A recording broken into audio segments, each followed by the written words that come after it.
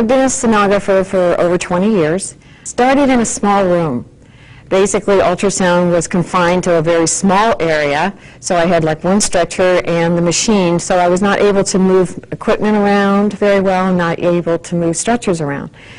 And I guess it was after about 5 years I started to notice at night after the end of the day that I would have this tingling sensation in my shoulders and my muscles. And I didn't think too much of it. I thought maybe it was just, a hard day. So I started with a small amount of pain. Maybe at night I might wake up with it. Then I would say probably after 8 years, 9 years, I noticed that I would start going to work with pain. So I would start in the morning with pain before I would even scan. And then also I noticed, my back starting to hurt, and that was leaning into the patient, because you either have to stand and scan or sit. We didn't have stretchers that moved up and down. So therefore I was standing a lot, moving my back a lot, turning, leaning into the patient a lot.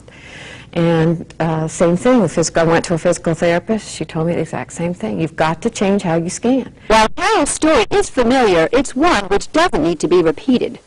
Many of these injuries can be avoided through the use of ergonomically designed equipment combined with specific exercise protocols and suggested adjustments to your procedures. During the course of this video, we will review the sonography process to help you identify and avoid potential work-related injuries.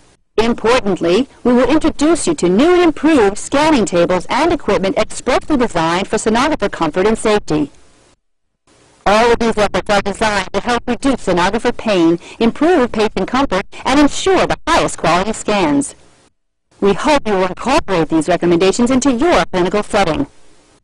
In evaluating the workstation, it is important to look at the specifications of the equipment utilized in the entire workstation. Additionally, the workstation equipment should be selected specific to the application intended. For instance, in choosing an exam table, consideration should be given as to what type of exams are to be performed. Cardiac applications require different features in exam table than general ultrasound. General imaging that includes endovaginal exams require exam table provisions unique to that modality. Generally speaking, the recommended specifications for exam tables are height adjustable from 22 to 44 inches, retractable stirrups and dropping footboard for endovaginal exams, retractable side rails that fold underneath the table rather than alongside, thus decreasing the distance between the sonographer and the patient, electric height control, easy to move with casters suitable to the flooring, and an adequate braking system.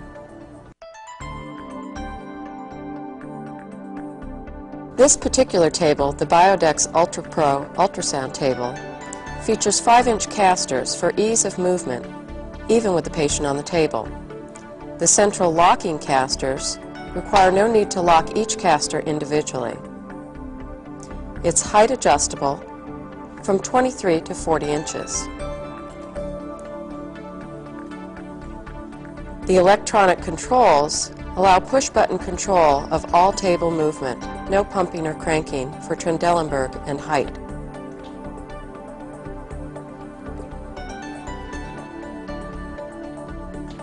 Additionally, the table features an adjustable Fowler back.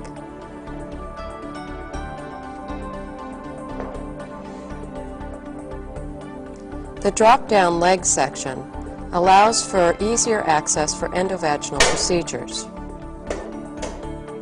Retractable stirrups are easily accessible when needed and hidden away when not in use.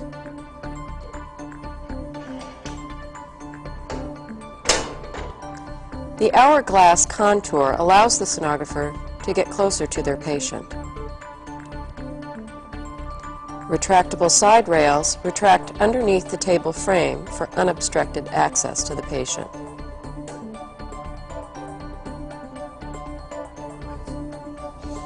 The Biodex EchoPro also has bilateral dropout sections to allow better access to the patient's chest. And on the other side of the bed, for right-handed cardiac scanning, the dropout section allows the sonographer to come in closer to the patient, reducing the reach and abduction of the scanning arm. The section can also be brought up to support the patient while in the decubitus position.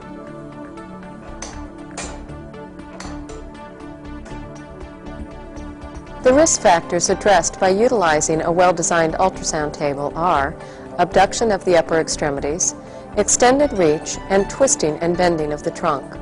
The significance of addressing these risk factors has been demonstrated in studies documenting the time it takes to reach muscle fatigue for varying degrees of arm abduction. 60 minutes at 30 degrees abduction, 20 minutes at 60 degrees, 10 minutes at 90 degrees, and 5 minutes at 120 degrees abduction.